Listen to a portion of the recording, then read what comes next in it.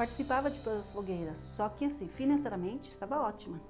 Eu era bem, mas espiritualmente eu era pobre. Meu nome é Isaide, eu sou empresária. Quando eu cheguei à igreja, eu cheguei numa cadeira de roda. Eu fui atropelada, quebrei as duas pernas, fraturei a bacia, a face do lado direito e em coma, fiquei em coma 7 dias. Quando eu acordei, o médico ainda me dá a notícia que eu estava grávida de gêmeas. Então, fiquei a gestação toda numa cama.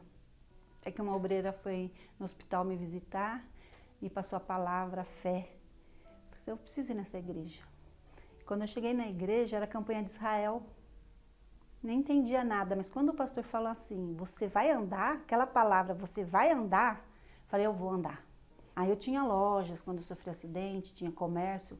Aí eu falei, o que eu faço? Numa cadeira de roda, como que eu vou sacrificar? Eu vou vender todas as minhas roupas. Eu tinha muitas roupas de grife, eu vou vender tudo. Vendi tudo, tudo, tudo. Fiquei com um vestido que, como a barriga ia crescer, eu precisava de um vestido e um macacãozinho só. Foi meu sacrifício, tudinho. Quando eu subi naquele altar, eu tinha certeza que eu ia andar. Eu desci com aquela certeza que eu ia andar. Passou uns 15 dias, eu fui ao médico e o médico falou assim, tira a chapa. Aí ele achou estranho. Tira de novo, mandou tirar a chapa 5 vezes, porque ele mesmo não acreditou que a bacia colou tudo, a perna estava toda colada. Aí ele falou, não sei como, mas suas pernas estão todas juntas, coladinho, não precisa operar sua perna, não precisa operar sua coluna, não precisa fazer nada. Era uma fé tão grande, e eu falei assim, não, eu vou arrebentar, eu vou arrebentar. Participava de todas as fogueiras, só que assim, financeiramente estava ótima. Eu era bem, mas espiritualmente eu era pobre. Era assim que eu me sentia. Assim, muitas vezes eu sorria porque eu tinha o dinheiro, podia comprar o que quisesse, só que dentro ainda faltava, porque eu nunca priorizei buscar Espírito Santo. Meu foco era financeiro, era o status. Eu comecei a não dar o dízimo, porque já era alto, você começa a olhar, nossa, tudo isso, comecei a não dar o dízimo. Aí não ia mais na reunião de domingo, de vez em quando, não foi de imediato que eu parei. Fui aos pouquinhos, mas quando eu percebi, eu já não estava indo mais. Mas ele já estava bem, já estava trocando de carro zero todo ano, estava tudo bem, marido bom, tudo bem, tudo bom. Eu achava que estava bom, mas não estava. Financeiramente estava bem, mas dentro mesmo e com a família eu estava mal. Eu não tinha tempo para os meus filhos, por quê? Por causa dos negócios, eu só vivia focado nos meus comércios. Não tinha tempo para o meu marido, porque eu só vivia focada nos meus comércios. Aí não tinha mais tempo nem para Deus. Nisso eu fui me afastando e começou. Perdi o marido, comecei a perder todos os comércios, foi tudo tão rápido. Eu fiquei 2 anos afastada. Aí eu só fiquei com uma casa que já estava perdendo a casa também. Eu culpava todo mundo, menos eu. Eu achava que o erro estava nos meus filhos, eu achava que o erro era do meu marido, porque ele ficou desempregado na época, eu estava sustentando todo mundo, eu era um burro de carga. Então eu colocava a culpa em todo mundo, eu não enxergava que o erro era eu. A culpa era minha. Se eu tivesse priorizado o Espírito Santo, eu ia ser uma mulher sábia, eu estaria mudado a história. Mas não, eu foquei o dinheiro e perdi tudo. Fiquei 1 mês dentro de um quarto com depressão. Não me matei porque eu sabia que eu ia para o inferno, eu não queria ir para o inferno não. Mesmo não tendo Espírito Santo, mesmo estando longe de Deus, eu sabia o caminho. Aí, dentro daquele quarto lá mesmo, eu liguei a televisão, aí eu vi o bispo falando. Parecia que ele sabia toda a minha história. Ele falou, você que está aí com depressão, querendo se matar, você sabe o caminho, você já esteve aqui. Eu falei, nossa, quem falou para ele? Falei, amanhã eu vou para a igreja.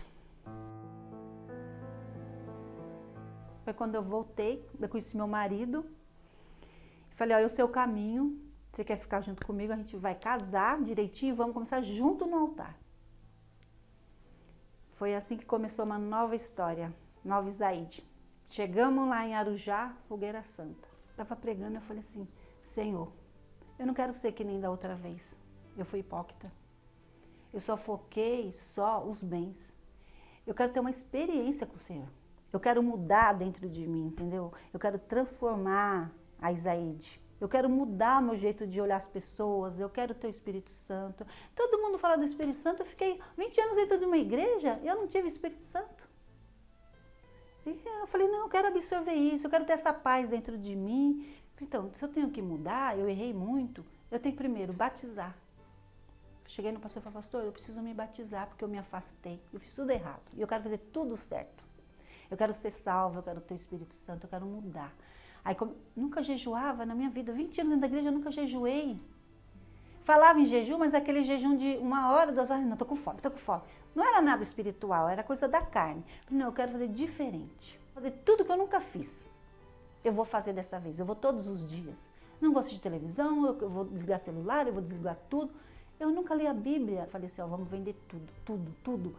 Na Fogueira Santa, eu falei, Senhor, quando eu subir nesse altar, eu quero subir Isaíde. Quando eu sair, vai ser outro nome, vai ser outra mulher, todo mundo vai ver a diferença.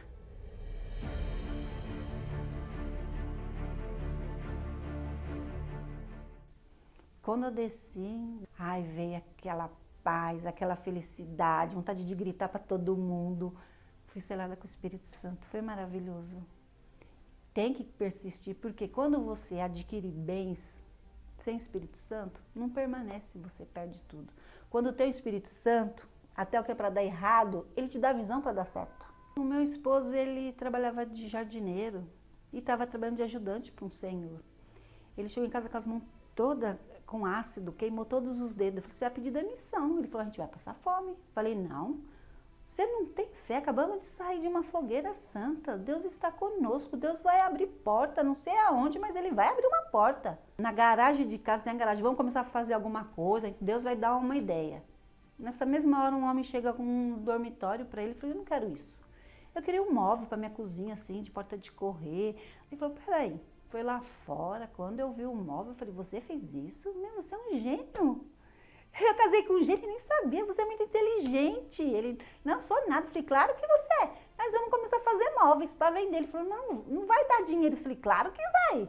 Vamos, e comecei a comprar as madeiras. Eu falei, vamos procurar essas madeiras. Comecei a procurar na internet, que estava no auge, era pallet. Então, vamos fazer móveis de pallet. Antes da próxima campanha, chegou os primeiros pedidos, veio o cliente lá.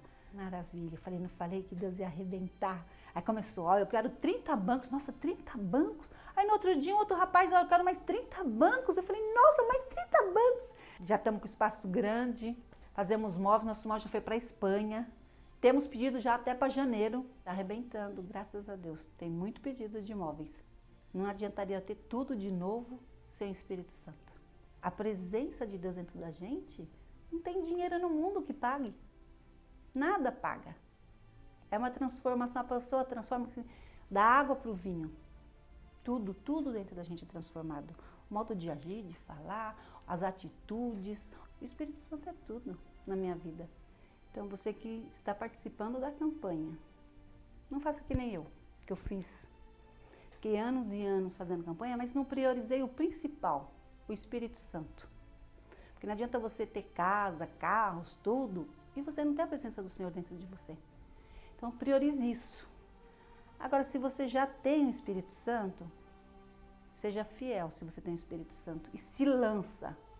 Se lança. Se realmente você tem o Espírito Santo, você sabe o que eu estou falando, você tem que se lançar de corpo e alma. No altar, tudo está no altar. Você quer a resposta? É o altar. Está dando errado? É o altar. Com certeza vai ver o resultado.